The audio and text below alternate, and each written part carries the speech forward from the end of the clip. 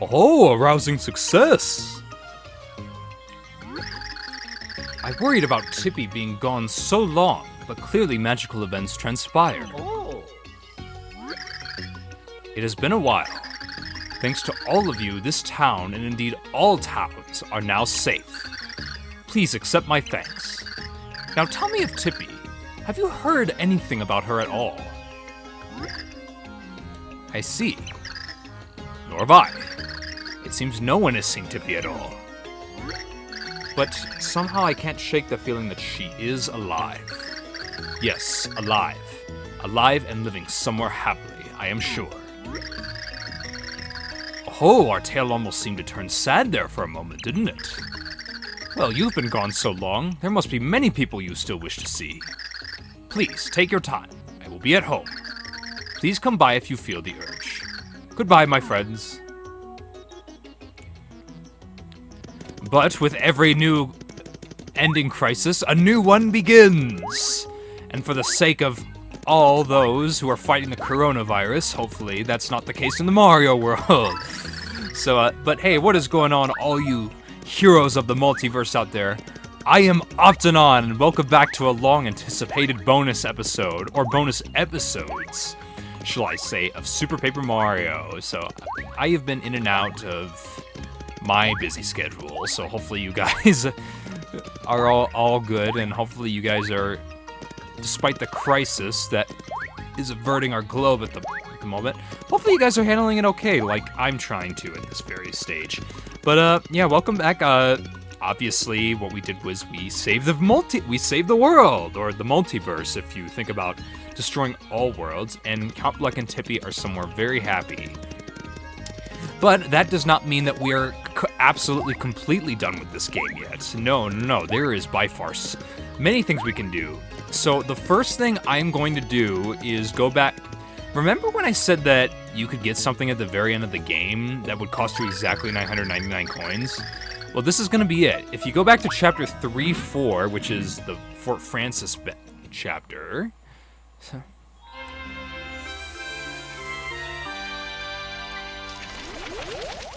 There's actually going to be something very, very important that we can pick up in this chapter. And yes, it is going to cost 999 coins for doing this. So make sure you have that necessary amount of money before you go in to do this. And if you don't, well, you'll just need some time to gather it up yourself, okay? Remember, play as Peach, because if you play as any other character, he's gonna be like, oh, you're not a hot babe. Go away. But yeah, go into Francis's room. And then, why don't we play as Bowser just for the heck of it? So, and then if we talk to Francis, right here. When I see something super rare, I must own it. But trying to hold a digital butterfly against her will landed me in the hospital. So I think I'm done with that stuff. This time, I harness my inner nerd to create something beyond high technical. Dying to see it, aren't you? Behold! Yep, it is a robot version of Tippy.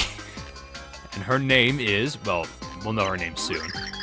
My masterpiece, a 1.1 scale replica of Tippy with real fluttering action. I like to call her Tiptron. Hey, that's not my name. I'm Tippy. Bowser's reaction. Did you hear that? She could perfectly replicate Tippy's voice. Tiptron can even flutter.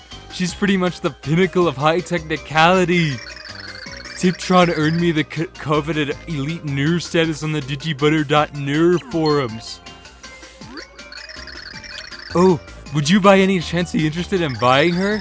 I'm saving for Starship X not issue 1, so I'll sell her for just 999 coins. This is a sweet deal on a super rare collectible. You say, buy it, yes. No, I knew you couldn't resist something this high technical. You are now the owner of the only Tiptron in the entire universe. Okay, we don't know that for certain, but we don't know that exactly for sure. But, Miss Tippy's robot replica Tiptron has joined your party. She looks and talks just like the real Tippy. Well, you ready to go? So now we have Tiptron, which is, she's not really, she does talk and act like Tippy, but it's kind of really pathetic when you kind of introduce her to characters like Merlin. And, here, I'll show you. How about I meet you guys back at Merlin's house, and I'll show you exactly what I mean, so...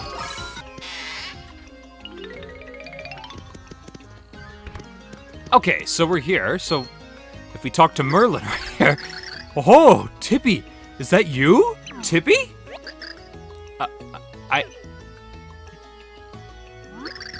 Oh, I see. You're one of Francis's creations. Tippy was loved by many, wasn't she? Well, do take good care of this one. See what I mean? Yeah, it's a little bit weird when you introduce Tiptron to Merlin. I think, let me see if, sorry about the cut there, guys. For some reason, the batteries in my air remote just went off completely, even after I charged them for like 40 minutes this morning. Hold on. Ugh. Okay.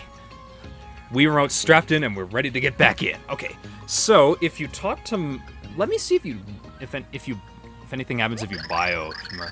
That's Merlin. He's a descendant of the ancients who led us here. He's the source of knowledge and Flipside. Most people here put their trust in him. Okay, I guess it's nothing different. What happens if we do the Light Prognosticus? Light Prognosticus. The ancients wrote it to fight the Dark Prognosticus. It tells what the hero can do to save the world. Okay, so it's not really all that. Yeah, she's not really all that different from you know, Tippy in some certain ways, but in most ways, only in very, very certain ways if you look up, like, extensive research on how Tippy's much different than her original counterpart. I'm sorry, Tiptron is different from Tippy. Yeah, see, you can tell I haven't recorded in a while because my voice is all over the place. But, okay, now that we have Tiptron, we are going to do, going forward, we're going to do four very important things. We're going to, first, what I'm going to do is, in this episode, I'm going to go back to Chapter 6 in the Samur Kingdom to officially tackle all 100 Samur guys and get something at the end. Then after that, we will tackle the Flopside Pit of 100 Trials. And then I'll show you guys, like, pretty much all the enemies there are darker versions, so I don't think there's really any point in bioing to show you all that, so I'll show you that. Then after that, I'll show you Easter eggs of some characters that we encountered at the end of the story to where they are now. And then I will finally conclude the 100% bonus edition of this LP with the final treasure hunt, because now that we have defeated the final boss and Count Bleck and Tippy are officially happy somewhere, we have new treasure hunt. We have new treasure hunt maps that we can purchase as of this one. Now, obviously, I have 0 coins, so if I go to Flam and Flopside, I'm not going to be able to purchase any of them right now. But don't worry, I think I can fix that with some Flopside trials, if that's okay. But yeah, so what I'm gonna do is, how about I meet you guys back up on Flipside Tower before we tackle Chapter 6 again. Okay, we're back. Sorry about that. Hopefully, I can explain myself a little bit. So, what I did was, I was pretty simple with my cooking. I had 2 Ultra Shroom Shakes in my inventory, and I picked up 3 additional ones from the store. So, and because of that, I cooked all of them to create shroom steaks going forward. Now, if you do the math, if you cook a shroom steak from an Ultra Shroom Shake, you get 20 additional HP. So, we effectively got 2 more Ultra Shroom Shakes from cooking, which is a pretty good profit. I honestly recommend it very much. But, and here's what else I'm going with. I got a sap soup, which is made from, I'm sorry, sap syrup made from sap. Pardon my language. And I'm gonna take a life shroom just in case. Now, just in case, because I don't know. Yeah, these are all the meals that I've taken, all the other items that I took these in Chapter 8, but I just never used them because there was no reason for me to use them. I picked up my sap syrup from the store, and I picked up from the 2 Ultra Shroom Shakes in my inventory, as well as 3 that I picked up from the store. I cooked them all to create shroom steaks, so I think we should be okay going forward. We have 350 well, let's see, if we count up the total HP that we can, minus the sap syrup and the life shroom, we have, let's see, 4, 10, 425. Correct me if I'm wrong on my math, but we have 443 hit points of free damage that we can take going forward. I think we should be okay. But without further ado, let us go back into Chapter 6.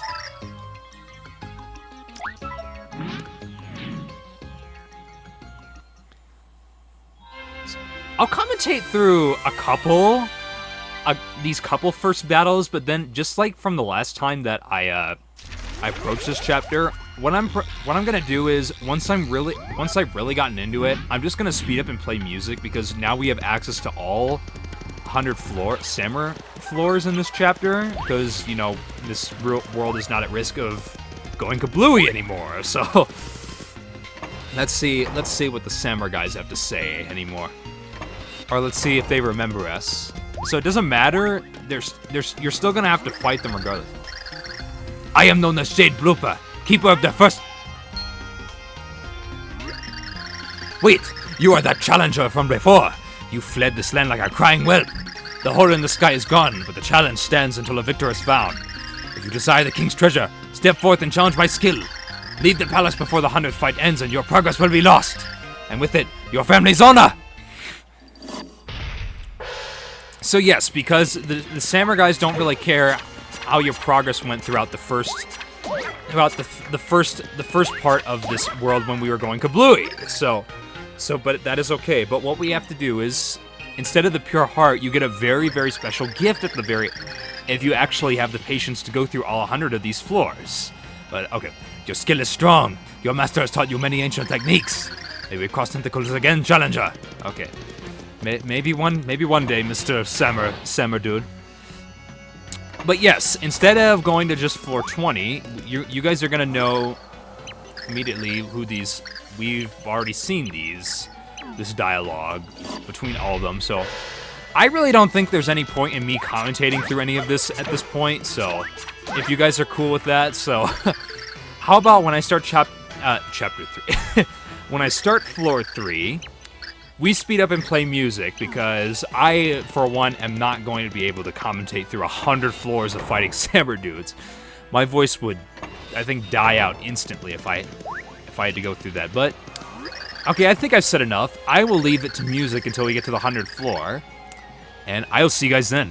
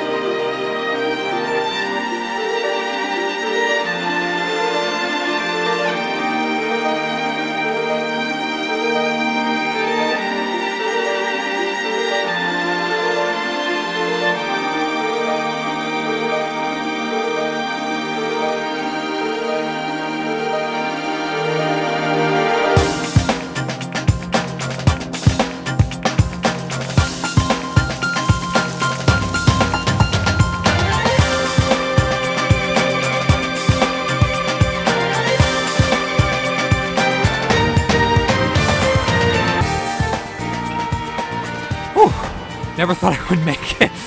But yeah, literally my life shroom remains, so hopefully you guys saw somewhat of a good tense battle at the end, but we made it. We used up all of my items except for my life shroom, which I think is pretty good. Let's see. Oh, bravo! And though, you will get a rather decent reward for all of this, and I'll show you here. Our jaws are agape at the spectacle of your warrior prowess, challenger. I never imagined you'd be the victor. Didn't all that savage combat get boring? But I digress. I am true to my word and shall grant you my greatest treasures. We get the Goombella card, the Koops card, the Madame Flurry card, the Yoshi card, the Vivian card, the Admiral Bobbery card, the Miss Mouse card. Yep, we get cards of all the party members from Paper Mario The 1000-Year Door for completing this. It's pretty cool, honestly. Well, you see, I planned on bestowing our pure heart to you, but it's gone. Instead, I present you with these other royal treasures. My charity knows no bounds. Well, that's the end of that. Your battle is over. We were all most entertained. Shall you find yourself in our kingdom again someday, do drop in for a melee. Farewell, champion. So, that does it. That is every single floor in Sammer Kingdom. It was... I admit, it got really tense at times. I used up all my shroom stakes, but it was a good... If I had one less, I probably would not have made it all this way. So, but here we are. Okay. I guess one thing left to do is, now that we've conquered this, next time on Super Paper Mario, I will meet you guys at the beginning of the Flopside, in Flopside, where we tackle the Flopside Pit of 100 Trials. Hey, see you guys then!